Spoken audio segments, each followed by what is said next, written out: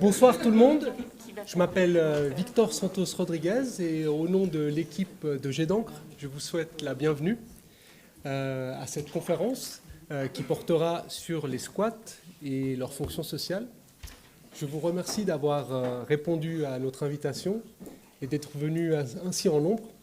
C'est un honneur pour nous, à l'occasion de ce premier événement que nous organisons, de vous avoir ici. Donc merci beaucoup.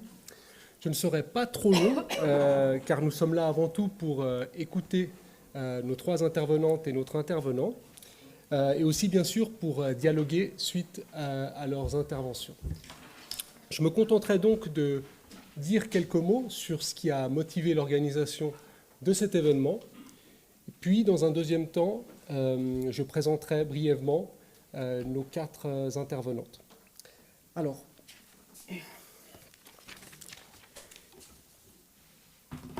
si le squat est un objet d'intérêt public, c'est parce que, à notre sens, il est un formidable révélateur. Révélateur d'abord d'une autre Genève, sociale et culturelle, qui vit dans l'ombre de la Genève internationale et de la Genève de la finance. Parler des squats, c'est ainsi porter un éclairage, nous semble-t-il, nécessaire sur une facette de l'identité genevoise qui est trop souvent confinée à l'oubli.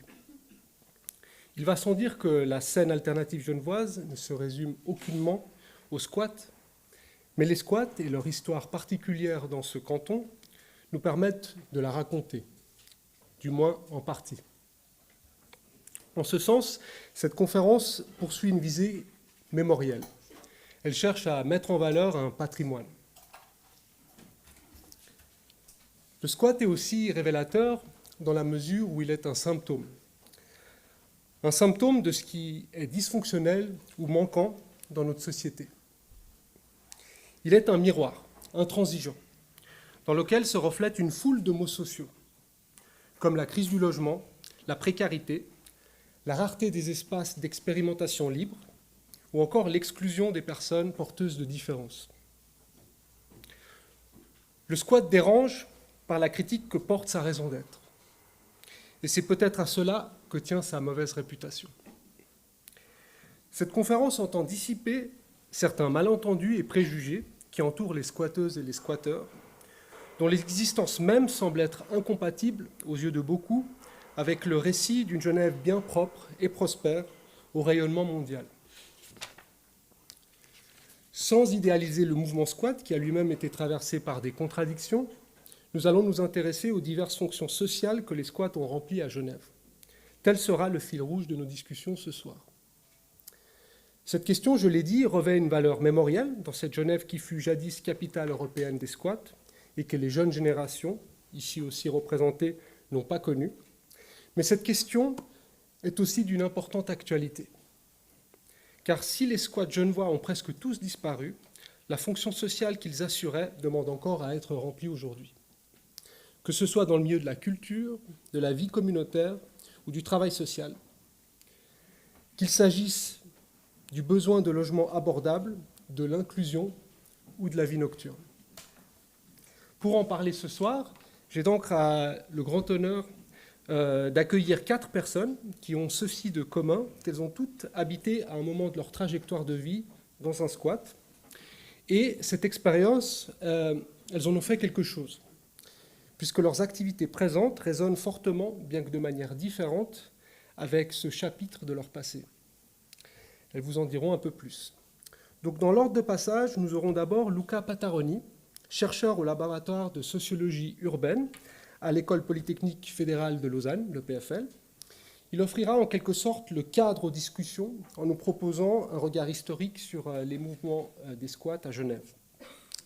Sa présentation abordera la question qui sera le fil rouge de nos discussions, à savoir leur fonction sociale, mais elle inclura sans doute des ouvertures, dirons-nous, plus contemporaines, dans la mesure où M. Pataroni est aussi président de la coopérative Ressources urbaines. Viendra ensuite Marie-Hélène Greenwald, peut-être plus connue sous le nom de Marie-Lou dans le milieu squat. Madame Greenwald a été occupante de squat dès le début des années 80, à l'avenue du Mail. Elle a aussi fait partie de ce qu'elle décrit dans une de ses visites comme le premier squat 100% femmes, non loin de là, à la rue du Conseil général. Auteur d'un important, je dirais très important travail de documentation, elle propose aujourd'hui des visites guidées qui permettent de retracer, quartier par quartier, l'âge d'or des squats à Genève. Plus tard, ce sera Justine Ruchat qui nous livrera ses perspectives. Madame Ruchat est une comédienne et dramaturge bien connue de la scène artistique genevoise. Elle joue notamment au théâtre Galpon, héritage de la culture squat s'il en est, anciennement situé dans l'espace Artemis. Madame Ruchat a la particularité d'avoir dû vivre dans un squat à un très jeune âge. Oui, Madame Ruchat, pour la conférence. Elle nous expliquera comment cette expérience s'est insérée dans sa formation, à la fois en tant que personne et en tant que professionnelle. Elle nous dira aussi en quoi la disparition des squats a une incidence sur la qualité et la diversité de la production culturelle. Enfin, nous aurons le plaisir d'accueillir la parole de Nicole Walliker. Madame Walliker est responsable des infrastructures culturelles à l'Office cantonal de la culture et du sport, appartenant au département de la cohésion sociale. Dans le cadre de ses fonctions, elle préside notamment la commission Porteus, dont nous parlerons. Madame Walliker nous dira pourquoi les mécanismes d'institutionnalisation ont aussi du positif. Et s'agissant de Porteus, précisément, peut-être préciser que nous avons essayé d'inviter le collectif d'occupation, malheureusement sans succès. Du coup, si des personnes qui font partie de ce collectif sont dans la salle et souhaitent s'exprimer, c'est avec grand plaisir que nous vous invitons à rejoindre les discussions. Donc, peut-être terminer sur un point relatif au format.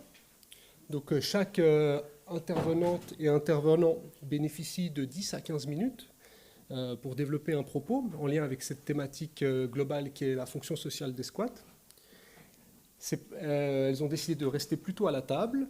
Donc, on va faire ça dans un premier temps. Et puis, ensuite, nous allons procéder sur le mode de la discussion, rythmé par mes questions, si le temps le permet, puis surtout les vôtres, parce que cet événement se veut participatif.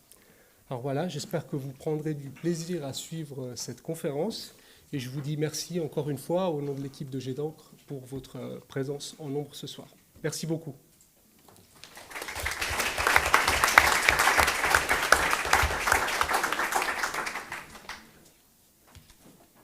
Voilà, bonsoir. Je m'appelle Luca Pataroni, je suis sociologue.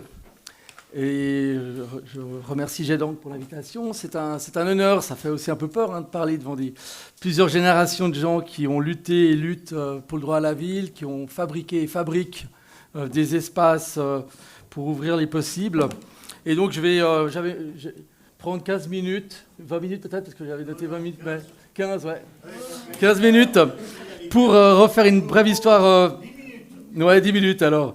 Pour faire une brève histoire des squats genevois. Et aussi travailler sur la portée politique des squats. Alors la brève histoire que je propose, c'est une histoire structurelle et politique, parce qu'il faut faire entendre à la fois le squat dans une transformation plus profonde des structures de la société, et en particulier du capitalisme, et puis dans une histoire plus directe des transformations politiques. Juste pour un mot en amont, le squat devient un outil politique au tournant du XXe siècle. Au début du XXe siècle, c'est des anarchistes qui commencent à organiser des déménagements à la cloche de bois. Quand il y a des gens qui vont se faire saisir leurs biens par des huissiers, ils prennent vite les meubles et puis avant que les huissiers puissent s'en saisir, vont occuper un autre lieu. Et puis très rapidement, à partir de 1911-1912, ils commencent à faire des raffus et à faire des occupations pour mettre des familles dans le besoin dans des logements vides. Donc il y a cette longue histoire. Après, il y a des déclinaisons plus humanitaires, après la Deuxième Guerre mondiale, avec l'abbé Pierre, le besoin de loger des personnes démunies. Et puis, ce qui m'intéresse, c'est le tournant des années 60-70, où là, il va naître un peu ce qu'on va connaître comme le squat plus politique, qui est non seulement une réponse à un besoin, mais qui est aussi une critique forte du capitalisme, et puis l'ouverture d'autres formes de vie. Et l'histoire... à Genève, elle se joue en deux temps. En premier temps, c'est des luttes de quartier, en particulier dans le quartier des Grottes. Et puis dans un deuxième temps, ça va s'étendre à toute la ville, autour de la lutte contre la spéculation. Et la Seine, ce sera plutôt un logement vide et dénoncé. Alors si je m'arrête d'abord sur le premier temps, on est aux Grottes. L'arrière-plan, c'est dans les années 60, il y a la construction de tout un ensemble de lieux, de nouvelles villes. Il y a Meyrin, donc il y a cet urbanisme qu'on dit fonctionnaliste, moderne. Il faut produire du logement hygiénique et confortable pour les ouvriers, mais aussi rationaliser l'espace. Et donc, après avoir construit Meyrin, Avanchet, Aunay et tout ça, on se dit il faut détruire le centre de Genève, derrière la gare, parce qu'il y a un vieux quartier tout guingois, et donc construire une semi-autoroute dessous. Et voilà, donc faire avancer les forces de progrès. Et ce projet, d'ailleurs, est soutenu par une partie du PS. Une partie du PS, mais de même qu'une partie du Parti communiste, qui sont les forces de progrès. Donc il faut rationaliser comme figure du progrès. Et c'est là que va se jouer ce premier temps, c'est qu'il va y avoir toute une résistance populaire qui se met en place. Une résistance qui va être portée par tout un ensemble de ce qu'on va appeler en partie la nouvelle gauche. Et cette nouvelle gauche, ça va être des mouvements, à la fois des mouvements, à l'époque on les appelle les gauchistes, plutôt inspirés par le trotskisme, le maoïsme, des mouvements plutôt insurrectionnels, mais qui déclinent le communisme aussi en termes d'autogestion. Et puis, de l'autre côté, il y a des mouvements qu'on appelle à l'époque marginaux, qui sont des mouvements plutôt contre-culturels, qui sont plutôt inspirés du situationnisme, du living theater, et qui disent, voilà, il faut produire un changement à partir de notre propre corps. Et il y a tout un ensemble de mouvements qui naissent autour de 68 et après. C'est féminisme, mouvement écologique. Et les marginaux et gauchistes vont se retrouver en partie dans les grottes. Ils vont se retrouver un tout petit peu avant dans des luttes pour un centre culturel autonome, mais parce que c'est pas toujours évident. Une partie des gauchistes voient parfois d'un mauvais œil les marginaux et vice-versa. Les marginaux se moquent un peu du côté trop rigide de certains gauchistes. Mais ce qui est intéressant, c'est que aux grottes, en 75, on présente le projet de destruction du quartier. Et là, on va se mobiliser à la fois des habitants, c'est un quartier qui est à l'époque pauvre, plutôt habité par des personnes plus âgées, étrangères, et ils vont être rejoints dans cette lutte par justement à la fois des marginaux et des gauchistes, mais aussi par l'école d'architecture à l'époque, qui va essayer de dénoncer cet urbanisme fonctionnaliste. Il y a le bouquin de droit à la ville qui est sorti il y a quelques années auparavant de Lefebvre. Et ils vont dénoncer, ils dénoncent l'ennui produit par les grands ensembles, ils dénoncent le capitalisme, je reviendrai brièvement là-dessus après. Et donc cette résistance, elle va se faire en actes. C'est qu'elle va passer en 75, il y a eu l'occupation aussi d'un quartier, d'un petit bâtiment par des femmes, qui va durer que quelques mois. L'occupation devient en fait l'occasion non plus de tourner son regard vers des lendemains qui chantent et de dire voilà, on va se mobiliser pour une révolution à venir, mais pour transformer, comme le disait aussi Marcuse, ici et maintenant. Donc il y a un renversement du vecteur politique, et du coup l'occupation, elle permet à la fois de dire mais regardez, ce quartier il est viable, et en plus dans ce quartier, en occupant certains bâtiments, on fait vivre des choses. Et donc là il y a vraiment ce retournement très important. Et donc de fil en aiguille, très rapidement, en 2-3 ans, il y aura aussi des pétitions, il y aura tout un ensemble d'outils politiques mis en œuvre. Ils vont gagner en quelque sorte, gagner dans le sens où le quartier n'est pas détruit. On commence à adopter des principes de rénovation plus douce, des questions de participation commencent à apparaître.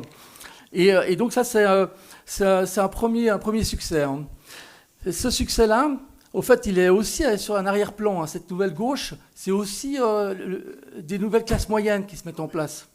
Avec... Non, mais Roberto, tu réponds après.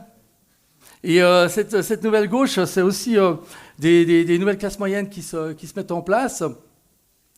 C'est aussi une période de désindustrialisation, les années 60-70, et ça aura un impact fort, parce qu'il y aura de plus en plus aussi d'usines vides. Ça jouera un rôle non négligeable dans les années 80-90, aussi pour les questions culturelles. Mais il y a aussi la disparition petit à petit du monde ouvrier. Et donc, il y a tout des débats sur est-ce que les luttes urbaines des années 70 sont des luttes classistes ou interclassistes, mais tout un ensemble d'enjeux qui parlent de qualité de vie, etc. Et si ces luttes gagnent, je pense que c'est aussi lié pas simplement à la force de mobilisation, mais aussi qu'il y a la crise pétrolière en 74. Donc il y a aussi un méchant coup d'arrêt sur les investissements, sur le marché de l'immobilier. Et au fait, pendant 20 ans, ça va être assez un certain marasme et une partie du grandissement, du croissement du monde des squats sera lié aussi à cet affaissement du marché immobilier, auquel s'associe le renforcement du projet politique. L'expansion, en fait, du deuxième temps, ça s'étend vers la ville, se fait autour de 78-80. Donc, aux grottes, une fois la première victoire occupée, immeuble par immeuble, il va y avoir des combats, il va y avoir des immeubles qui vont être occupés, on va négocier s'ils sont détruits ou pas. Et ensuite, on arrive... en 1980, il y a ce mouvement de relocation forcée qui est né aux grottes, justement, qui était d'essayer de faire travailler systématiquement aussi cette question de l'occupation, qui annonce qu'il y a 1000 logements vides dans toute la ville. 1000 logements vides.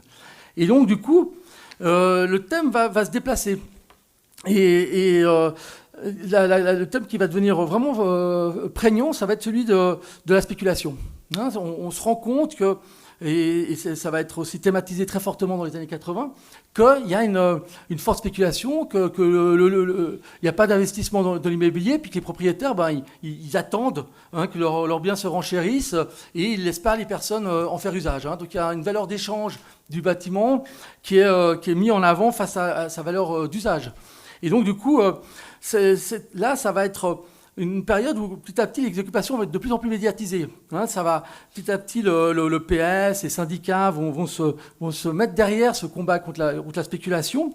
Et dans les années 80, ça va être aussi petit à petit la reconnaissance de ce qu'on va appeler la culture alternative. La notion même, elle apparaît 85-86 dans les débats parlementaires. Mais les gens commencent à se rendre compte, et les milieux politiques, non seulement il y a un problème de spéculation, mais aussi un problème de faire vivre autrement les personnes.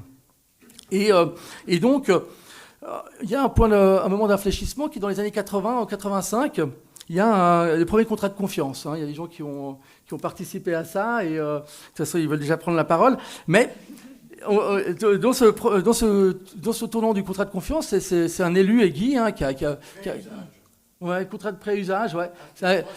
Il a exactement. Guy raconte ça d'ailleurs. Il dit ouais, je vais leur faire un contrat de confiance. Puis après, il va voir son administration, puis dire mais quelle est la catégorie juridique effectivement qui est derrière ce contrat de confiance? Et c'est un contrat de pré-usage effectivement. Et donc du coup, ce qui est intéressant pour moi politiquement, c'est aussi que quand un élu de droite, qui est un peu échaudé, parce qu'au début des années 80, il y a des mouvements Uri Brent, il y a tout un durcissement aussi de la scène de la jeunesse au niveau suisse, il se dit, voilà, on va prêter des immeubles parce qu'ils sont vides. Et du coup, il dit, on fait un contrat, parce que le contrat, c'est la responsabilité, on va responsabiliser les ouvriers, les squatteurs, et on va pas dépenser un sou. Donc on voit, il y a tous les éléments d'une politique libérale. C'est des politiques de self-help, ils ont fait ça la même chose aux États-Unis. Donc ça coûte rien à l'État, il faut s'apercevoir que ce ne sera pas le cas, et on responsabilise les squatteurs. Une partie des squatteurs vont refuser effectivement de rentrer dans ce jeu, mais voilà, à partir de là, va commencer à se mettre en place petit à petit une politique qu'on appellera de tolérance relative, elle est toute relative, je viendrai aussi dessus, et qui va au fait prendre toute son ampleur dans les années 90. Donc après 85, on continue à avoir des mobilisations. 89, il y a une grande manif. À la fin de la manif, on occupe Rhino, par exemple. On a beaucoup parlé de Rhino. Et donc du coup, on voit c'est vraiment une médiatisation. L'immeuble est choisi parce qu'il est vide, parce qu'il y a de la spéculation. Donc il y a vraiment un combat médiatique au niveau public. Et puis petit à petit, au fait, des univers qui vont se construire. Parce qu'au fur et à mesure que cette politique de tolérance se met en place, elle va être renforcée au début des années 90 par ce qu'on va appeler la doctrine Bertossa. C'est-à-dire qu'on se retrouve avec, à la police, il y a un élu de gauche, il y a un procureur général aussi de gauche qui dit tant que c'est vide et qu'il n'y a pas de projet solvable, je n'évacue pas. Pour pas créer plus de troubles à l'ordre public. Donc il y a une sorte de compromis qui se met en place pendant cette période, et ça va faire cette nébuleuse. Le pic de la scène squat, c'est au milieu des années 90. Il y a des dizaines d'immeubles occupés, des bars, des théâtres. Il y a 3 horizons qu'on voit. Il y a un horizon plus politique, où on occupe, on lutte contre le droit de propriété, on lutte pour vraiment travailler sur des communautés fortes. Des squats qui sont plus... il y a certains squats qui sont très invisibles, qui sont plutôt vraiment sociaux, avec des conditions dures, mais c'est souvent mélangé. Puis des squats artistiques, avec les questions culturelles, on reviendra là-dessus. Mais à Genève, ça se mélange. Ça peut être très durci et très différencié dans certaines villes d'Europe, comme à Paris, mais à Genève, c'est assez mélangé. Et du coup, avec bien entendu des tensions, là, je fais un portrait large. Et c'est intéressant d'avoir des squats de l'Arquebuse, des squats comme la Villa Frunler et d'autres. Et ce qui est intéressant aussi, c'est que ce maximum des années 95-96, il correspond aussi structurellement au maximum des logements vides. C'est-à-dire que début des années 90, les taux hypothécaires sont au plus haut. On a vraiment des taux hypothécaires à plus de 10%. C'est-à-dire que du coup, le marché immobilier est complètement immobilisé. Et si on regarde la courbe structurelle des logements vides, on voit qu'elle fait, depuis 80, elle monte comme ça, elle atteint son pic en 95-96, et après elle redescend. Et donc du coup, je pense qu'il faut bien avoir conscience aussi de cette raison structurelle, parce qu'au fait, on va le voir, dès la fin des années 90, il va y avoir baisse des taux hypothécaires à partir de 95-96, il va y avoir durcissement de la politique par effet mécanique. Comment ça se passe ? C'est-à-dire qu'entre 98 et 2002, parce qu'on place beaucoup 2002, la fin des squats, l'arrivée de Zappelli, qui est un procureur de droite, qui va vouloir effectivement éliminer les squatteurs, et va en faire un programme juridique. Mais par contre, ce qui est intéressant, c'est que depuis 1998, il commence à y avoir des tensions, aussi avec Bertheusin. C'est qu'on voit petit à petit des projets commencent à tomber. C'est-à-dire qu'il commence à avoir des projets solvables. Et donc, du coup, Bertheusin, en fait, appliquant sa propre doctrine, une fois qu'il y a un projet solvable, autorisé, il évacue. Donc, du coup, il y a un premier durcissement automatique, parce que de toute façon, le squat a jamais, la tolérance limitée a jamais autorisé le caractère illégal. Et on le sait, puisque encore aujourd'hui, des anciens squatteurs de Rhino sont en procès. Et donc, du coup, c'est pour ça que c'est une tolérance toute relative. Mais ce qui est intéressant, c'est que en 2002, effectivement, en 2002-2005, il va y avoir une accélération de ce mouvement. Une accélération qui n'est pas simplement liée au marché de l'immobilier, mais qui est aussi liée aux conditions politiques en faveur du marché immobilier. C'est-à-dire qu'on a, en quelques années, un élu de droite, donc un procureur général, une conseillère d'État de droite à la police, et puis un conseiller d'État en charge des affaires de la construction et l'urbanisme de droite, Marc Muller, qui est proche du milieu immobilier. Donc il y a vraiment ce qu'on appelle une coalition de croissance en sciences politiques.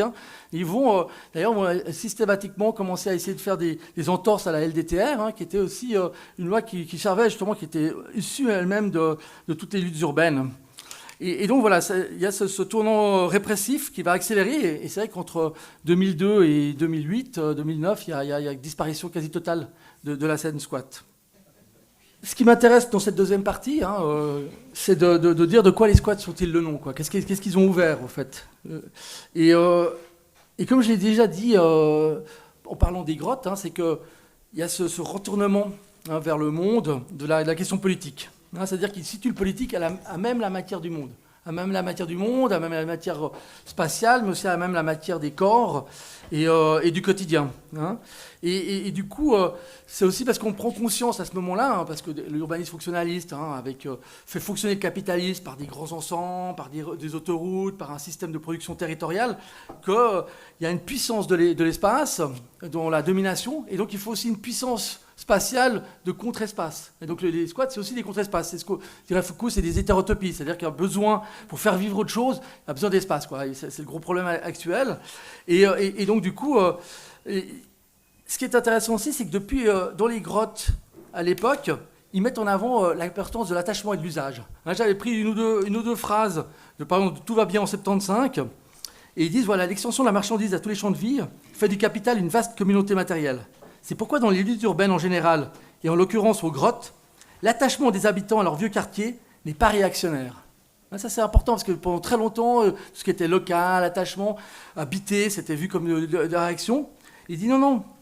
Il exprime un désir humain qui s'oppose radicalement au matérialisme du capital. Ne pas en tenir compte, c'est rester sur le terrain boueux de l'idéologie productiviste et continuer à bander pour le capital, la science et le technofascisme. Tout va bien, juillet 1975. Quelques années plus tard, dans les années 80, même 90, là, autre texte, j'aurais pu démultiplier, j'en ai beaucoup. Puis j'apprends que ces bâtiments sont vides parce qu'ils servent à fabriquer de l'argent. L'appel est encore plus fort. Non seulement je peux me réapproprier un espace vierge et créer une zone autonome temporaire, une brèche dans le contrôle de la cité, mais en plus, je freine les bénéfices improductifs des riches. Je casse la valeur financière du bâtiment, sa valeur inventée, sa petite mort, pour lui donner une valeur réelle, à savoir des habitants. Je nie un monde, celui de la propriété de papier et des chiffres bancaires, et j'en affirme un autre, celui de la propriété d'usage. Valeur d'usage, valeur d'échange, un vieux concept marxiste. Mais vraiment, l'idée, c'est voilà, que, et c'est ce que disent les squatteurs, les maisons doivent être à ceux qui les habitent. Et donc, il y a vraiment une contestation en profondeur aussi du régime de propriété et plus largement du mode de production capitaliste de la ville. Plus largement, c'est toute une grammaire, ce qu'on pourrait appeler une grammaire alternative du vivre ensemble qui se met en place, qui critique l'ordre spatial, social et politique de la ville à l'époque. Des années 70 à nos jours, on critique la standardisation, l'individualisation, parce qu'on était sur des typologies dans les logements très privatifs, basés sur l'idée il faut un foyer domestique, la femme au foyer qui s'occupe de faire fleurir son foyer, et puis l'homme qui va travailler et on partage rien avec les voisins. Ça, c'était le modèle dominant et qui a été reproduit tout au long de la deuxième partie du XXe siècle. On critique le mépris de la voie citoyenne. On critique la spéculation et plus fondamentalement le capitalisme. Et on valorise quoi? On valorise l'autogestion et par extension la participation, la solidarité, l'hospitalité et la créativité. La créativité dans un sens fort, celle qui permet d'ouvrir des imaginaires, celle qui met en question la réalité. Et donc on opère une critique aux formes dominantes à travers l'espace. Et ça, c'est intéressant parce que toutes ces valeurs, autogestion, solidarité, hospitalité, se traduisent par des formes spatiales. C'est-à-dire que les squatteurs, ils arrivent dans un bâtiment du 19e siècle, fin 19e, bâtiment ouvrier, ils cassent des murs pour créer des salles communes. Pourquoi la salle commune? Parce que la salle commune, on y fête, on s'y réunit pour discuter ensemble de l'avenir de son bâtiment. Et donc, on rend aussi plus poreux les limites. Donc toute l'invention du privé et du public est cassé une première fois dans les années 70 aussi, on sait par le féminisme, on rend public aussi le privé, mais c'est aussi littéralement cassé dans les formes spatiales. Et on fait déborder. Et ce floutage-là, qu'est-ce qu'il va faire? En fait, il va offrir des niches, il va potentialiser. C'est-à-dire que dans le squat, les gars, ils disent je me lève, j'ai envie de voir de l'autre côté, je casse le mur et je vois de l'autre côté. Donc ce rapport très immédiat entre le désir et la forme, il va se traduire sous différentes formes, c'est-à-dire qu'on va créer des petites soirées, des fêtes de soutien, on va monter des associations, on a un effet où il y a une plasticité du monde qui s'offre dans les squats, qui fait que les gens, très rapidement, avec très peu de moyens, produisent des choses. Donc les projets ne sont pas laminés par la mise en forme. Moi, je connais mettons, des jeunes de 17 ans, ils doivent, pour faire un festival, ils doivent faire une demande de subvention, remplir tout un nombre de normes de sécurité, puis au final, ils ne font pas le festival. Et donc, du coup, il y a cette immédiateté qui fait respirer. Il y a un sentiment fort aussi de puissance, mais de potentiel. Et je pense qui est très important et qui pose des questions sur deux plans. Une minute. Qui pose, excusez-moi. Qui pose des questions sur deux plans. C'est moi qui reçois. Un plan, c'est le logement. Bon, on travaille contre la standardisation, mais on va faire poser deux questions qui résonnent encore aujourd'hui. L'appropriation forte et la mise en pastage, la question des communs, la question de... Parce qu'on avait du logement standard. Et l'idée, c'est le droit au logement, c'était un toit aux normes sur une tête. Ce qui était important, je veux dire, il y a eu 100 ans de lutte pour avoir des conditions décentes de logement pour les ouvriers, mais on avait complètement oublié la question de l'appropriation. Il n'y avait que les propriétaires riches qui pouvaient décider. D'ailleurs, les gens, quand on leur demande pourquoi vous voulez être propriétaire, une des premières choses qu'ils disent, c'est pour pouvoir déterminer moi-même mon espace de vie. Et donc, cette question, elle est forte. Sur le plan de la culture aussi, il y avait ce j'appelle l'effet Berlin. Avec très peu de moyens, on pouvait travailler un petit peu, on avait des espaces de création, de diffusion, et donc ça ouvrait et ça laissait une place à toute une marge des mondes de l'art, qui est absolument essentielle, mais qui disparaît quand on casse le système, et on a soit des carrières d'artistes, par des subventions, et donc les choses sont sectorialisées, quoi. Et donc, aujourd'hui, l'arrière-plan... La page est pleine. Non, mais j'ai fini, là. Aujourd'hui, on est dans une... Ouais, c'est vrai, pardon. Non, c'est bon, alors. Non, mais vous avez raison, j'ai pris trop de temps. Mais je dis quand même... Il y a une... Cependant, il y a une mise en garantie du droit à la ville. Aujourd'hui, on a un nouveau système de production capitaliste qui passe où on a de la participation, on a de la convivialité, on a de la culture alternative reconnue, mais tout est sous une chape de durcissement foncier et réglementaire. Et donc le droit à la ville se pose comme question de quelle marge de manœuvre à l'heure actuelle, quelle pérennité aussi, et c'est ce qu'on va discuter, et puis comment peut-on construire la ville à partir de la marge, et pas simplement en essayant de garantir dans des processus participatifs un ensemble de qualités auxquelles répondent des certifications et des indicateurs. Voilà. Merci beaucoup. Désolé alors.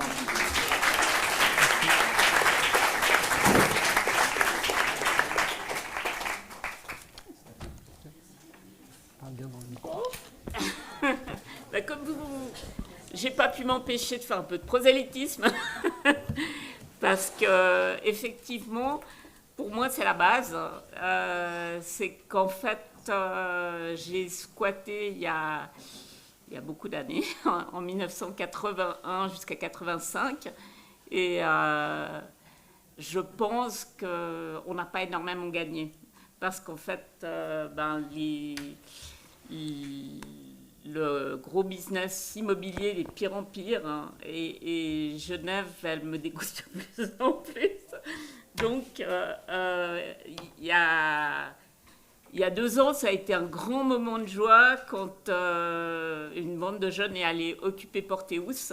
J'ai dit, il y a des gens qui vont pouvoir vivre ce qu'on a vécu, parce qu'il y a eu quand même un sacré fossé entre la dernière occupation et cette nouvelle, avec, bien sûr, par exemple, des endroits comme Malagnou, donc la Tortue et le Xénope, ou la zone habitante, qui sont quand même des gens qui régulièrement renégocient quand même des contrats de droit à usage, c'est ça? Moi, je ne suis pas toujours avec les termes super carrés.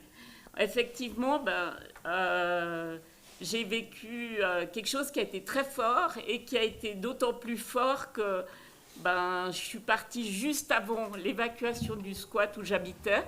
Donc, il y a eu une espèce de culpabilité peut-être d'avoir abandonné mes copains au moment où ça sentait le roussi. Mais moi, j'étais en apprentissage et j'avais vraiment besoin d'arriver au bout. Et c'était, entre autres, par mon cher collègue que vous avez vu, qui est très expansif. Puis alors, à 3 heures du matin, quand vous avez l'apprentissage le lendemain matin, c'est très dur.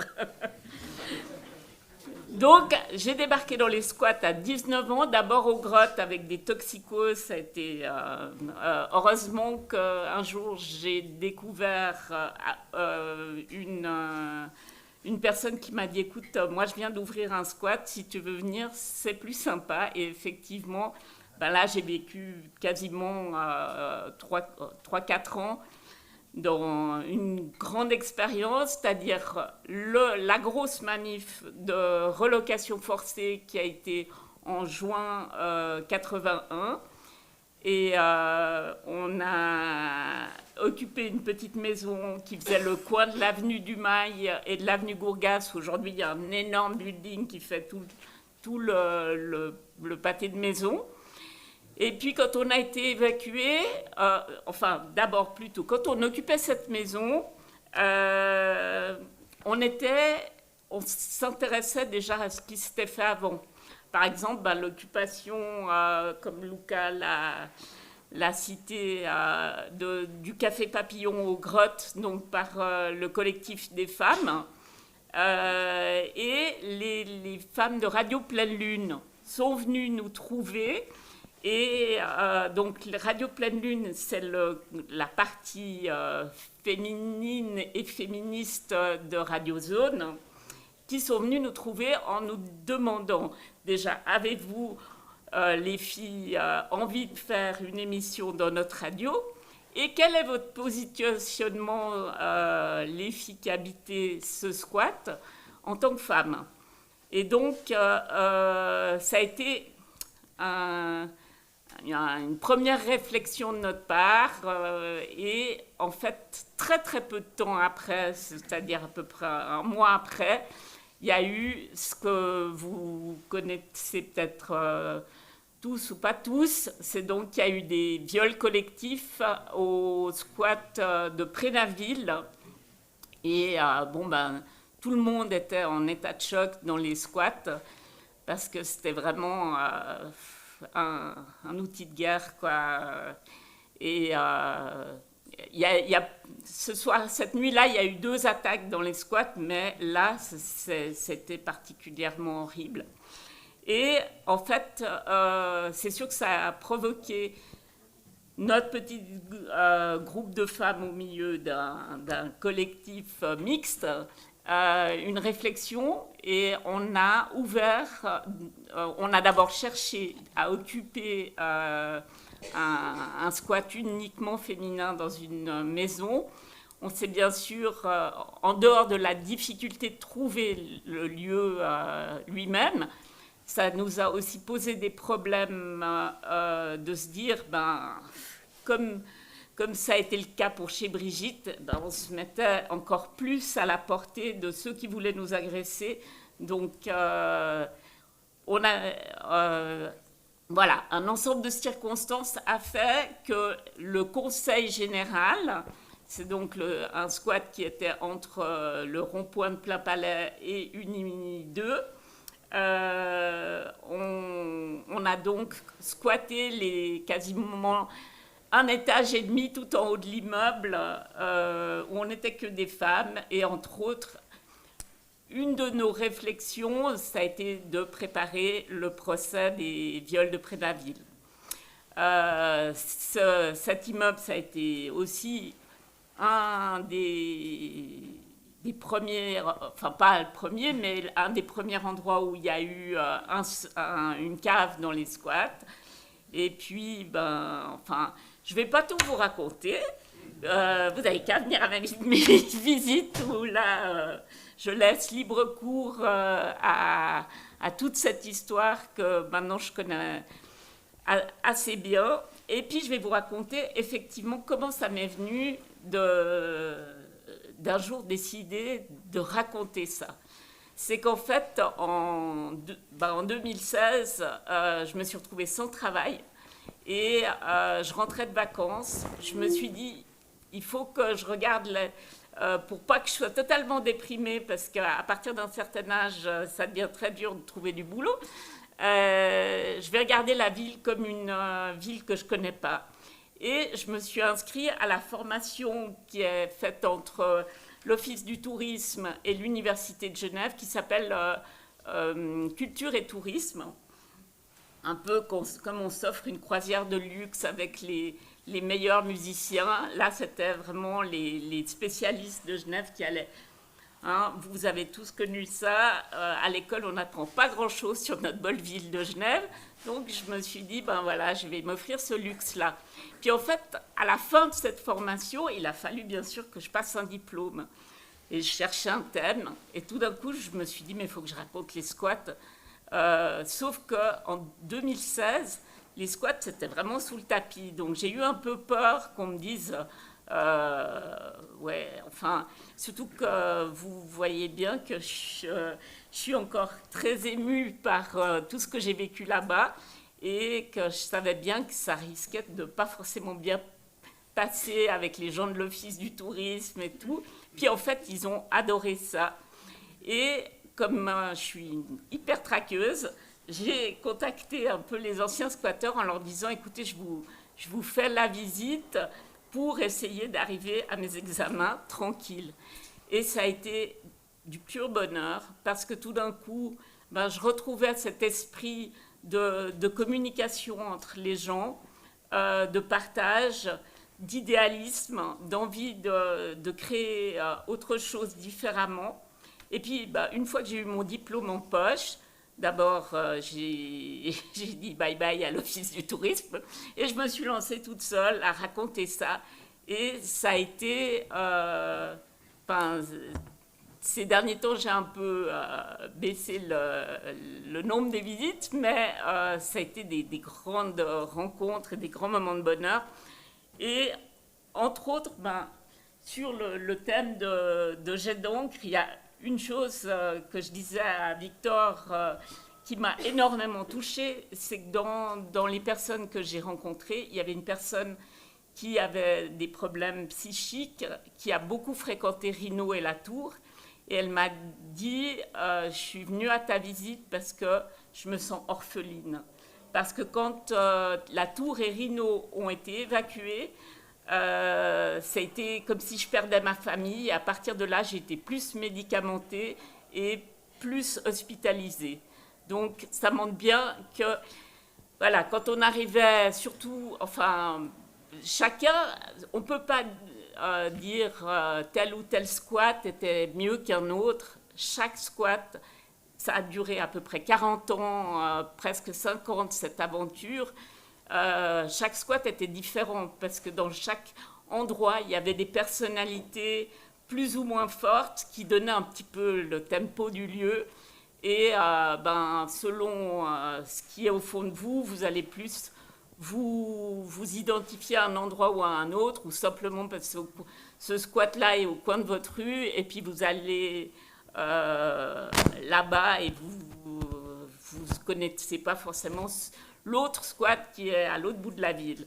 Parce qu'effectivement, ben, comme disait Luca, il y a eu un moment dans le milieu des années 90 qui est vraiment le moment où j'ai beaucoup fréquenté Rhino. Il y avait des squats absolument dans tous les quartiers de la ville, et plusieurs.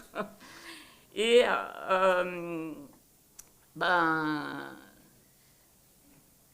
donc, de ce travail, ça a été aussi beaucoup de recherches. Entre autres, je remercie quand même Roberto Brogini, qui est parti tout à l'heure, qui a énormément documenté toute cette histoire des squats. C'est un personnage très turbulent, mais en même temps qui a beaucoup emmagasiné d'informations. Et voilà, toute cette documentation, elle m'a permis de faire une carte. J'ai fait sur Google parce que c'était malheureusement l'outil le plus facilement maniable pour moi.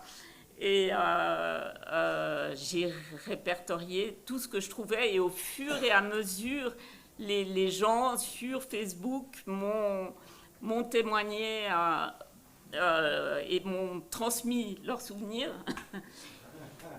Et voilà, quoi. Écoutez, je vais laisser la parole au suivant. Merci beaucoup.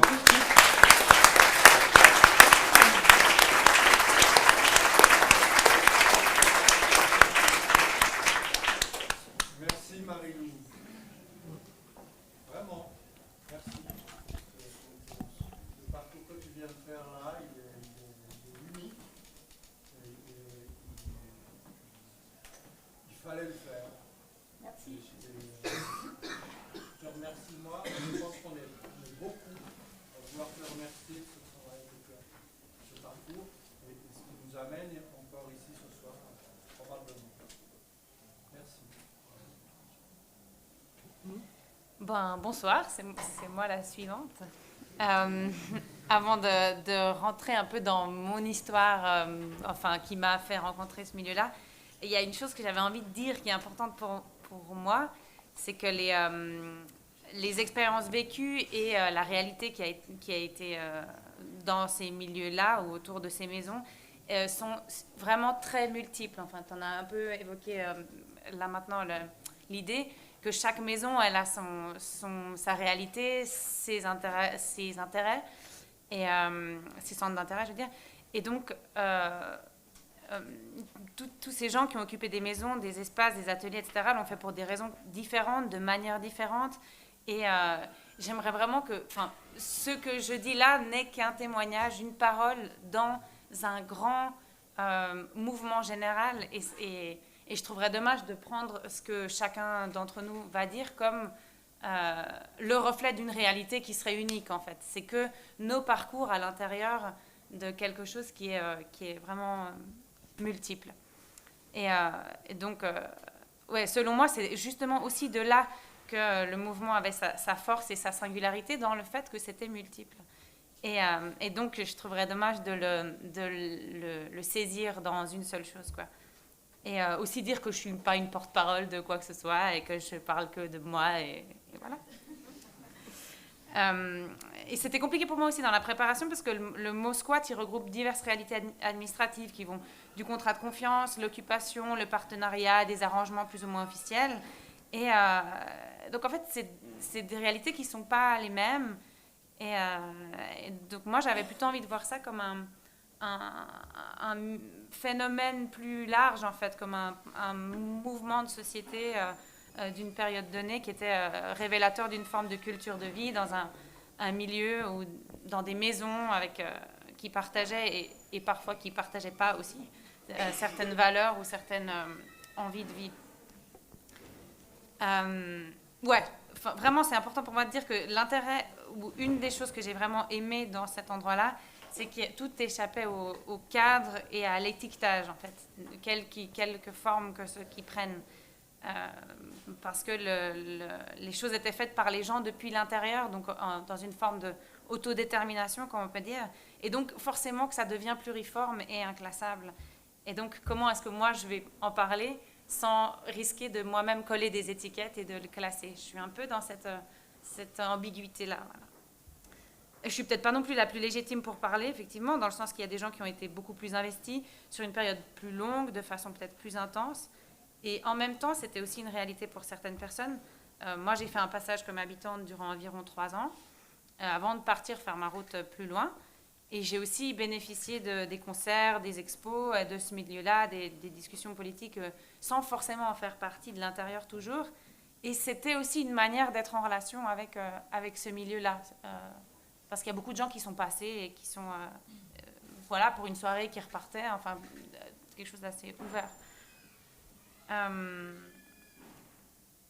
Ouais, on n'arrivera jamais en quelques minutes autour d'une table à rendre compte de la force de ce que c'était ce mouvement-là, en fait. Et pour moi, c'est une idée qui est vraiment importante à transmettre.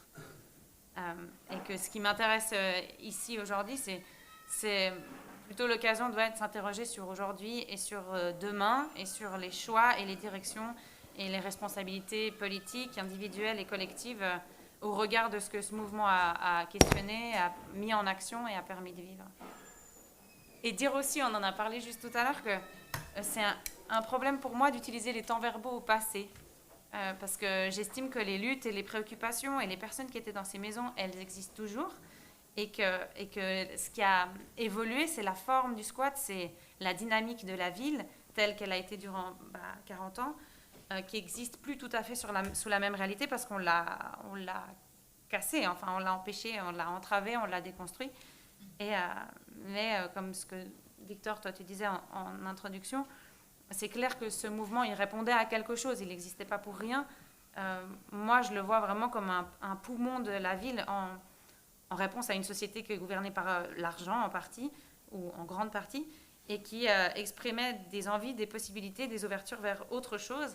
Et je suis vraiment convaincue que ces envies, ces besoins et ces questions, dans notre monde, elles sont toujours là, même si le monde évolue, quoi. Ouais, c'était mon préambule avant de parler de moi. Donc, moi, j'ai côtoyé, en fait, en réfléchissant, sans le savoir, j'étais dans ce monde-là d'abord par le théâtre.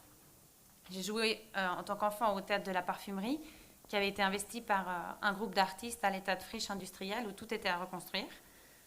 Et c'est là qu'à 9 ans, j'ai commencé le théâtre sans penser rien de particulier de ce lieu dans lequel j'étais. C'était un lieu où faire des choses, et voilà. Et c'est là que j'ai vécu tout le début de ma formation théâtrale pendant une dizaine d'années.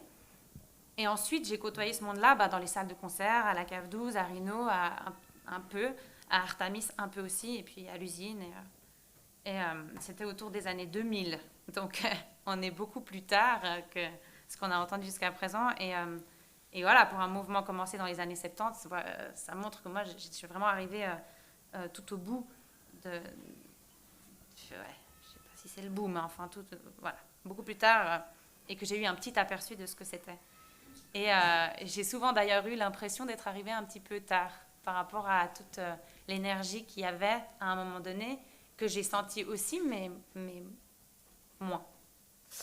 Et voilà, et à un moment donné, moi j'ai eu besoin de sortir du cadre familial, donc j'étais toute jeune, je venais de commencer le collège, et donc évidemment, autant dire que je n'avais pas de fonds suffisants, pas de revenus, pas de situation pour payer un loyer ou obtenir un bail, et puis je ne m'imaginais pas vivre seule, voilà. Et puis je suis arrivée dans une maison parce qu'on m'a proposé de l'aide en fait. Et cette maison où je suis arrivée, elle a joué pour moi comme un rôle de tampon. C'est-à-dire hors des structures de contrôle ou d'accompagnement socio-éducatif qui existaient, où je ne souhaitais pas aller et qui auraient vraiment été très inappropriés. Et donc, il a fait comme figure d'espace intermédiaire entre une vie de famille à l'adolescence et puis une vie, je ne sais pas si on peut dire d'adulte, mais en tout cas plus grand ou plus active ou je ne sais pas quoi. Donc, je suis arrivée dans cette maison. C'est sûr que ce n'était pas simple. Et voilà, il y a pour moi plein de choses à apprendre, plein de choses à observer. Dans mon cas, j'avais une dizaine d'années de moins que toutes les autres personnes avec qui j'habitais et qui en avaient tout autant d'avance en habitude de la vie collective. Donc aussi beaucoup de choses à découvrir et à essayer de comprendre. Voilà. Mais ce que j'ai rencontré là, pour moi, c'est un espace. C'est marrant qu'on ait commencé avec la notion des espaces. Ou des espaces où on réfléchit à comment vivre ensemble entre nous à la maison et aussi dans le monde à plus large échelle avec la possibilité dans le cadre de la maison de choisir et d'établir des règles de fonctionnement qui peuvent être évaluées en permanence, qui sont parfois dites et parfois sous-jacentes, enfin voilà, mais il y a comme la sensation d'une organisation de groupe dans laquelle nous on a les clés en main en fait pour pouvoir les choisir. Donc, beaucoup de réunions, dont on parle souvent quand on évoque le collectif, beaucoup de discussions. Il y avait comme vraiment un microcosme de vie dans lequel j'étais un peu parachutée. J'arrivais là un peu par hasard. Donc voilà, des repas, des soirées, des conflits, des accueils de gens pour la nuit, des amis, des sans-abri ou des voyageurs, des discussions sur le déroulement du monde, repeindre des fenêtres, on avait un panneau solaire, il fallait couper du bois, il y avait de la nourriture pour les poules, des visites policières. Enfin, pour moi, quand j'y pense, c'est comme une espèce d'effluve de beaucoup de choses qui partent dans tous les sens et qui est très vivant. Et pour l'anecdote des visites policières, quand même, ça m'est revenu en préparant là. J'ai été étonnée, c'est arrivé plusieurs fois, que quand ils venaient taper à la porte, ils demandaient d'entrer à parler au chef de maison. Comme si c'était pas possible de fonctionner sans. Et évidemment, c'est comme si ça pouvait être qu'un homme. Et voilà, et je me souviens de leur regard aussi un peu mi-surpris, suspicieux, étonné quand on répondait qu'il n'y avait pas de ça dans la maison. Donc une vie en collectif, une vie de maison, avec l'investissement aussi dans l'entretien, l'aménagement des espaces, plein de possibilités instables, aussi des espaces de confrontation de points de vue, de conviction, d'engagement politique, où se déterminer, se rencontrer avec des rencontres improbables, variées, des situations insolites, amusantes, parfois aussi inconfortables. Enfin,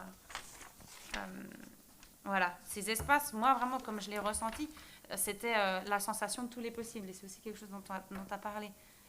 Et surtout sans incursion de la part d'un pouvoir ou d'une organisation qui viendrait de l'extérieur s'apposer au groupe. Et voilà, des espaces où on réfléchit à ce qu'on veut faire, ce qu'on veut vivre, à la façon dont on veut le faire ou dont on veut le vivre, avant de réfléchir à combien on veut gagner d'argent, mettant en avant un type de choix de vie, des idées, des valeurs, des envies, des luttes, des engagements qui contrebalance avec la puissance économique, la standardisation, les institutions ou les tendances conformistes de la ville. Et tout ça, évidemment, manque aujourd'hui. Enfin, pour moi, on vit dans un monde qui est très éparpillé, et moi, ça me manque. Et moi, j'ai même pas 30 ans, et je trouve fort, en fait, c'est un peu con de dire ça, mais de sentir cette chose-là que j'ai entreaperçue et qui n'existe pas de cette manière-là, en tout cas aujourd'hui. Ouais. Je trouve qu'on est très dispersés, on est tous dans nos appartements aux quatre coins de la ville, et que c'est difficile de faire des collectifs, de générer des énergies, des groupes. Je nous sens très disséminés. Et quelque chose sur lequel j'aimerais insister, c'est que c'était avant tout des lieux de vie, des maisons avec des gens, des personnes, et puis en dehors de toutes les étiquettes ou les images préfabriquées qu'on peut avoir à l'esprit quand on dit squat, ça évoque plein de trucs, mais en fait, la première chose, c'est que c'était des maisons avec des gens qui vivent ensemble.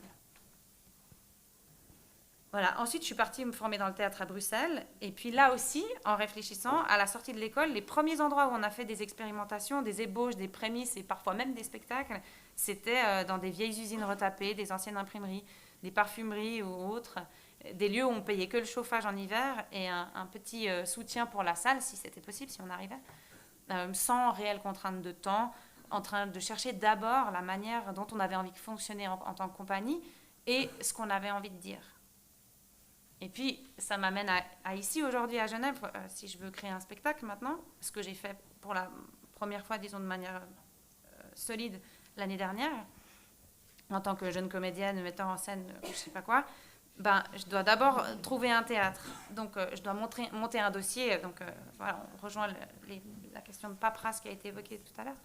Donc, je dois monter un dossier susceptible d'intéresser un directeur, une directrice, faire des dossiers de subvention, trouver des bailleurs de fonds, faire de la publicité, monter une association, avoir un comité, etc., etc. Tout ça, bravo. En combien d'exemplaires? Et tout ça, soit dit en passant gratuitement parce qu'il n'y a pas d'argent pour financer mon travail qui met ça en place. Bref, donc envisager mon travail comme la production d'un objet scénique, un produit que je dois vendre et qu'on va m'acheter. Ça me fait mal de le dire. Donc, quelle est la place pour la prise de risque, pour l'expérimentation, le questionnement autour d'un thème, les interrogations des expériences risquées ou foireuses ou absurdes, s'il n'y a pas de lieu où on peut faire ses armes, ses recherches, rencontrer son identité artistique plutôt que d'en faire un objet de marketing. Ensuite, quand je suis revenue de Bruxelles, j'ai travaillé avec le théâtre du Galpon, qui est aussi un théâtre qui est né sur le site d'Artamis et qui est donc issu aussi de cette culture-là. Et pour la petite histoire, en octobre dernier, s'est tenue au Galpon une discussion concernant l'avenir du quartier suite au projet Praille à Cassia-Vernay. Et puis, à cette occasion, pendant la discussion concernant l'avenir du pôle culturel alternatif, on nous a parlé de la cabane du jardin de son enfance qui avait été détruite par un projet urbain, mais qui existait toujours dans le cœur de notre interlocuteur et qui s'en était adapté. Et au-delà de prendre comme une offense l'analogie entre une maison de travail pour les arts de la scène où des artistes vivent et travaillent sans relâche avec assiduité et la cabane de jardin d'un petit enfant, j'ai envie de répondre qu'à défaut d'exister dans mon cœur, cette culture et ces maisons qui ont disparu sont bel et bien absentes du paysage urbain genevois, et ce, sous l'effet de choix politiques avec l'appui de la presse, de l'opinion publique. Et ces choix influent et construisent notre ville, notre réalité, notre quotidien, qui, eux, sont bien réels et qui n'existent pas dans notre imaginaire. Et la diminution drastique de ces espaces et de cette culture se fait ressentir. Les différents lieux occupés avaient pour conséquence un fourmillement, un foisonnement, une dynamique culturelle, sociale et politique riche qui faisait de Genève un pôle attractif, si même on reste dans la logique de faire de l'attractivité d'une ville ou je ne sais quoi. Il y avait des salles de concert, des bars, des expositions, des lieux éphémères, des cantines, des débats, des infokiosques, des soirées de soutien, enfin. Voilà. Et l'étouffement de cela, c'est le reflet de décisions et d'un air du temps, enfin tout n'est pas entre les mains des politiques non plus, c'est clair, qui valorise notre air du temps, donc le risque zéro, le contrôle, la méfiance, le repli sur soi et une forme d'aseptisation générale. Et je le regrette. Pour la dynamique d'une ville, de, entre guillemets, ma ville, si tant est qu'elle m'appartienne, Je rêverais d'une vie plus collective, plus vivante, plus politisée, plus audacieuse, ouverte et plus surprenante que celle qui se déroule aujourd'hui sur les grands boulevards asphaltés de paillettes, arpentés par des hordes de travailleurs en costard noir. Voilà ce que j'avais à dire.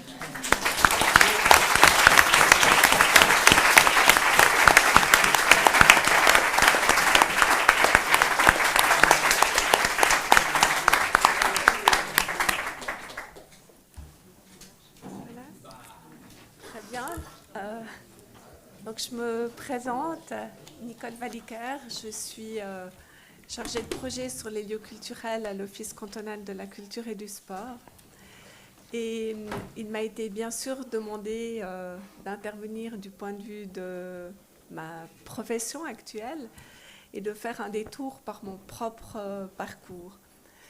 Alors j'aimerais dire en préambule que justement c'est mon parcours depuis que je suis arrivée à Genève en 1980.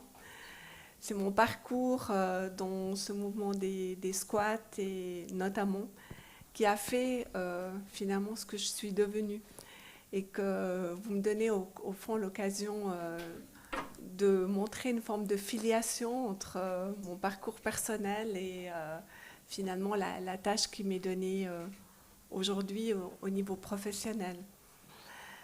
Alors, c'est aussi un défi parce que je suis censée aussi représenter mon département et en même temps, je dois parler de moi-même. Donc, voilà, mais je pense que c'est assez juste de montrer qu'une histoire individuelle, en tout cas la mienne, elle s'inscrit avant tout dans une histoire collective. Donc, moi, je suis arrivée, comme bien d'autres, de mon canton natal, de Valais, tout à fait naïve. Je suis arrivée à Genève et on a commencé à habiter plusieurs étudiants dans un immeuble que l'Université de Genève louait à un privé en attente justement de sa démolition. Et à ce moment-là, eh bien, c'est comme si vous rentrez dans une histoire collective qui va vous emporter et changer finalement tout votre quotidien. Donc dans mon immeuble, il y avait aussi des réfugiés chiliens qui nous racontaient leur histoire. Il y avait des gens qui essayaient de travailler, il y avait une vieille dame, il y avait des gens qui venaient du milieu de l'apprentissage, des étudiants, donc forcément une multiplicité d'horizons professionnels, d'horizons sociaux, d'horizons culturels. Et très vite, eh bien, on a compris que cet immeuble il allait effectivement être détruit et on a commencé à se battre. Alors moi-même, je suis comme Lucas, j'ai fait des études en sociologie et on a décidé comme étudiant en sociologie aussi de s'insérer dans la cité et on a occupé une arcade aux grottes, puisqu'on vous l'a rappelé, les occupations elles ont d'abord commencé dans des immeubles qui appartenaient en fait à la ville de Genève, aux grottes, et on a occupé une arcade pour montrer qu'on pouvait faire de la sociologie de terrain, être en prise avec un quartier, étudier son développement. Et on a passé bravement nos examens à les étudier dans cette arcade pour montrer qu'on était là, qu'on voulait participer à ce changement. Et puis l'immeuble, eh bien, ça voulait dire qu'est-ce qu'on fait, comment on va se battre pour le garder. Donc moi j'habitais à la rue Argan, aux 2 rues Argan, près de l'école Necker. Et je rejoins tout à fait ce qui était dit tout à l'heure. Finalement, ça reste votre lieu de vie. Pour moi, cet immeuble, c'est resté ma maison, même si je n'y suis plus. Ça a été complètement fondateur et ça voulait dire tisser des liens, se battre avec d'autres. Et là, moi, je rends hommage à ceux avec lesquels, finalement, j'ai vécu, je me suis battue. Donc, on était liés à l'association des habitants de Saint-Gervais, dont Roberto Brugini qui est parti tout à l'heure. Et puis, eh ben, ça voulait dire travailler aussi avec des architectes. Et je pense que le mérite de tous ces mouvements d'occupation, puisqu'effectivement, après, il y a eu la Servette, Prénaville, le Conseil général, enfin, ces grands exemples qu'on vous a décrits, eh bien, cette mobilisation, elle a fait qu'aujourd'hui, ces immeubles, ils sont toujours debout. Parce que dans ces années-là, ça voulait dire des opérations de démolition, reconstruction, et finalement chasser les habitants et les habitants plus modestes de la ville. Je pense que le grand mérite, ça a quand même été de pouvoir conserver un patrimoine ordinaire dans l'intérieur de la ville. Ça m'a évidemment fondée complètement parce que du coup j'ai pris des cours à option à l'école d'architecture où il y avait nombre d'architectes qui étaient engagés sur le terrain, qui étaient engagés dans le mouvement syndical, aussi avec les contradictions, parce que je pense qu'on doit dire que ces mouvements étaient traversés de leurs propres contradictions. On a parlé des mouvements d'extrême gauche. Moi, j'étais considérée comme plus proche des mouvements dits Spontex, ceux qui n'étaient pas trop dans la discipline politique. Donc, les débats entre nous étaient vifs, étaient parfois très houleux, pouvaient être violents. Ce n'était pas toujours facile quand on était une femme, parce que dans ces débats houleux, on était 5 tons en dessous, puis on était vite débordés par rapport à des hommes un peu plus présents, on va dire, y compris avec la voix. Donc, beaucoup de contradictions, mais en même temps, énormément de richesse.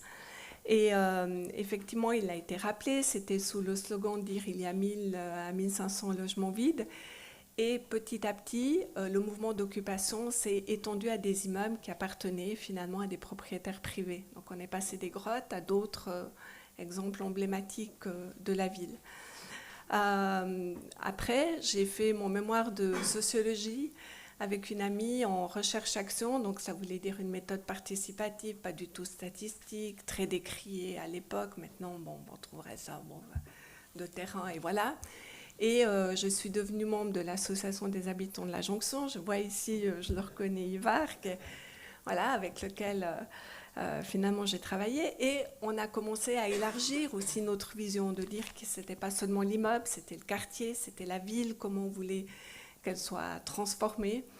Et j'ai rendu compte aussi des vies, de la vie de ces associations de quartier et d'habitants qui s'organisaient, et aussi, comme j'ai dit, de leurs contradictions, parce qu'on était traversés quand même par des débats extrêmement forts. Peut-être dire que moi, je retiens de cette période qu'en même temps, elle était joyeuse, elle était vivante. Elle nous donnait envie de bouger, de changer les choses, d'être avec les autres. Pour moi, c'est resté vraiment un vrai moment, quand j'y pense, un vrai moment de bonheur et un moment de filiation.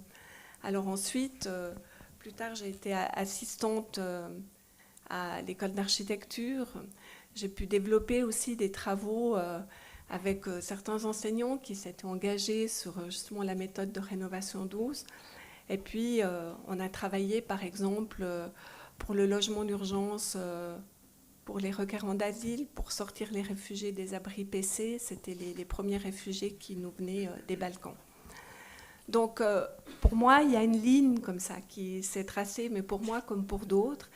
Et ce qu'il est important de voir, c'est que je viens d'une génération, finalement, avec toutes ces personnes, pour lesquelles le doute, c'est une valeur fondamentale. Douter, ce n'est pas un échec, c'est interroger, s'interroger, confronter avec l'autre. Et au fond, ce qui est intéressant, c'est qu'on n'a jamais raison tout seul. Et de ces expériences-là, eh bien, je tire aujourd'hui mon travail. Et on retrouve les mêmes réseaux. Donc moi, maintenant, je m'occupe de la question des lieux culturels. Et effectivement, les squats ont permis l'expérimentation du point de vue de la culture, ont permis de travailler sur les marges. Et comme disait un de mes amis, qui malheureusement n'est plus, avec lequel j'ai beaucoup milité, en s'inspirant de Godard, la marge, c'est ce qui tient les pages. Et en fait, de cette marge-là, eh bien, il y a eu des expérimentations. On peut penser au Garage, qui était un des squats, et Omar Porras, qu'on connaît aujourd'hui, il a commencé dans un squat, et ils sont vraiment nombreux à avoir pu utiliser ces espaces comme des lieux de création et même parfois des lieux de diffusion. Donc moi, je m'inscris dans une continuité. On a eu ces mêmes acteurs culturels qui se sont réunis en rassemblement des acteurs culturels. Et finalement, quand on lit leur petit ouvrage sur urbanisme, culture, il y a Sandro qui est là, qui en est aussi un des animateurs, comme d'autres. Eh bien, on voit tout à fait cette filiation, ce rapport entre la culture, les lieux, la ville, le droit à la ville de Lefebvre. Donc il y a vraiment une sorte de contamination positive entre des réseaux qui se constituent.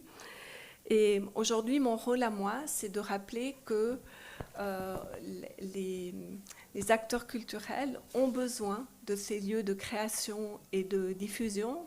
Et on voit que sous la pression foncière, eh bien, effectivement, c'est extrêmement difficile de garantir ces espaces. Les acteurs culturels disent eux-mêmes qu'il faudrait des espaces entre 100 et 150 francs de mètre carré. Donc on comprend très vite à quel point on peut être exclu de ce marché. Et le canton a quand même petit à petit intégré, je dirais, ces données de manière positive. On a un plan directeur qui reconnaît aujourd'hui l'importance de ces lieux culturels. Sous la pression aussi des jeunes, vous avez une fiche du plan directeur qui parle de collectif pour la vie nocturne et qui donne une réflexion. On a pu mener des travaux, notamment avec Béatrice Manzoni, qui est là, qui est architecte urbanisme, qui nous a aidé beaucoup à réfléchir. Et Béatrice, comme Isabelle, qui est aussi là, avec laquelle j'ai travaillé, eh bien, ce sont des personnes que moi j'ai rencontrées à l'école d'architecture. Et ce que je trouve formidable aujourd'hui, c'est que finalement ces réseaux, ces liens, ils nous aident à construire des possibles. Ils nous aident à réfléchir encore à la nécessité de pouvoir offrir ces lieux de création et de diffusion. Alors, pour moi, il y a des avancées de la même façon qu'aujourd'hui, on admet des méthodes de rénovation douce, on a compris que le patrimoine ordinaire, il a sa place. De la même façon, je trouve que petit à petit, on arrive à faire comprendre que les acteurs culturels ont aussi droit à ces espaces. Alors, Lucas, ce qu'il ne vous a pas dit, c'est qu'il est aussi à Ressources urbaines, qui est ce collectif dont on parlait tout à l'heure, et qui est à la fois, qui regroupe des acteurs culturels, mais qui est aussi un opérateur urbain, on peut dire, qui propose des projets dans le territoire. Et le canton que je représente essaye d'accompagner ces projets, d'être un facilitateur, parce que effectivement, ce n'est pas toujours dans des zones où l'État est propriétaire du sol. Et puis, là où l'État est propriétaire des bâtiments, il essaye de mettre à disposition ces bâtiments aux acteurs culturels. On peut citer pour le canton Kugler, qui est à la pointe de la Jonction, qui est une mise à disposition à des artistes, à des plasticiens. On peut citer la Gravière, qui est dans un bâtiment de l'État, la parfumerie, Motel Compo, Ressources urbaines, maintenant qui est aussi dans le bâtiment des Saules. Et puis, ce qui est très intéressant, et c'est mon affection peut-être aussi pour Ressources urbaines, c'est qu'on voit bien qu'il y a non seulement un projet culturel, mais qui s'articule à un projet de ville. C'est-à-dire, qu'est-ce qu'on va proposer dans ces espaces, et un projet qui s'articule aussi, je dirais, à une forme de projet social, on va dire, puisque par exemple au Saules, vous n'avez pas que des acteurs culturels au sens strict du terme, mais vous avez des représentants du milieu associatif, vous avez un artisan, vous avez une maroquinière, etc. Donc aussi des métiers pour des jeunes qui commencent, qui touchent au fond à des formes artisanales. L'autre exemple, évidemment, à part ces mises à disposition, c'est l'enjeu que représente le bâtiment Porteus, puisqu'il a été évoqué, ainsi que le bâtiment qui est adjacent et qui pour l'instant n'a pas été validé pour une occupation culturelle, qui est le bâtiment de la Verseuse 17, parce que ça fait un ensemble. Et l'étude de Béatrice Manzoni avait identifié en fait différents lieux avec un fort potentiel. Et nous avions effectivement trouvé que du point de vue de la culture, c'était dans tous les projets tests qu'elle nous proposait, c'était vraiment le plus emblématique et celui sur lequel on ne devait pas se manquer. Qu'une occasion pareille, on ne la retrouverait pas, d'autant plus par la qualité même du bâtiment. Donc dans un premier temps, les pesées d'intérêt politique ont fait que ce bâtiment a échappé, disons, à à une affectation culturelle. Et grâce notamment à la mobilisation du collectif, mais qui ont été aussi appuyés par l'ensemble des milieux culturels, puisque si vous lisez le site Porteus, vous comprenez que l'ensemble des acteurs étaient derrière ce projet et d'autres mouvements associatifs, ou partis d'ailleurs, parfois de gauche. Et à partir de là, on a pu recommencer à réfléchir à l'évolution de ce projet. Alors aujourd'hui, moi, j'ai la tâche de faire se dialoguer en fait des représentants de l'État propriétaire de ce bâtiment, des personnes du collectif, des experts en matière de la culture, et d'essayer petit à petit, d'abord comme dans une négociation et de compromis territorial, de trouver un langage commun, hein, d'entendre ce que l'autre a à dire, comment on peut élaborer un projet, et puis qu'est-ce que ça signifie quand on se trouve dans un bâtiment. On a repris un peu les concepts que Béatrice avait proposés de réaffectation de bâtiments, de travailler sur l'économie de moyens, comme le principe de recyclage des bâtiments, et de se dire qu'au fond, on doit inventer des méthodes qui permettent de reconnaître la qualité du bâti, mais tout en proposant un nouvel usage, et puis pas forcément le projet top-down, clé en main, où on vote plusieurs millions, on vous refait le truc picobello, et puis un jour on se demande mais quel programme on va y mettre, et puis ça veut dire un budget de fonctionnement parce que ça a quand même beaucoup coûté, et puis peut-être qu'il y a une autre façon de faire, et c'est ce qu'on essaye de construire aujourd'hui. Donc je finirai par là en disant... notamment puisque tous nos interlocuteurs ont montré qu'on essaie de produire de la ville, du droit à la ville, avec beaucoup d'enthousiasme, que le défi aujourd'hui, c'est de dire que les affectations temporaires que j'ai mentionnées, elles ont toute leur utilité parce qu'elles permettent de garantir, puisqu'il n'y a plus d'espace dans les squats, elles permettent de garantir des lieux d'expérimentation, elles permettent de tester des bâtiments, mais de tester des programmes culturels, d'expérimenter dans des conditions économiques viables pour les acteurs culturels, mais que, évidemment, dans le côté de la mutation de ces quartiers, on ne va pas pouvoir dire, eh bien voilà, maintenant, là, on a expérimenté, ça va muter, alors on va devoir trouver un autre endroit, puis on recommence avec du temporaire, etc. Je crois que le défi dans lequel on se trouve aujourd'hui, c'est de faire que ces expériences se pérennisent et qu'on doit trouver des formes d'espace où ces acteurs, par exemple le collectif de ressources urbaines qui se trouve dans un bâtiment qui va être détruit d'ici 2-3 ans, eh bien de se dire, c'est pas qu'on va retrouver un bâtiment temporaire et puis c'est pas infini, surtout avec l'exiguïté du canton. On doit peut-être maintenant passer à une autre échelle, à une autre vitesse. Et puis ça va être ce défi-là. Et je trouve que l'expérience qu'on a collectivement eue, pour moi, elle me donne beaucoup d'espoir, parce que c'est un réseau qui s'est tissé à travers le temps. Puis je terminerai en disant que j'ai aussi beaucoup de plaisir de voir finalement des gens beaucoup plus jeunes que moi, et puis de me dire, bah là, il y a une belle énergie, quoi. Donc continuons ensemble et ça sera parfait.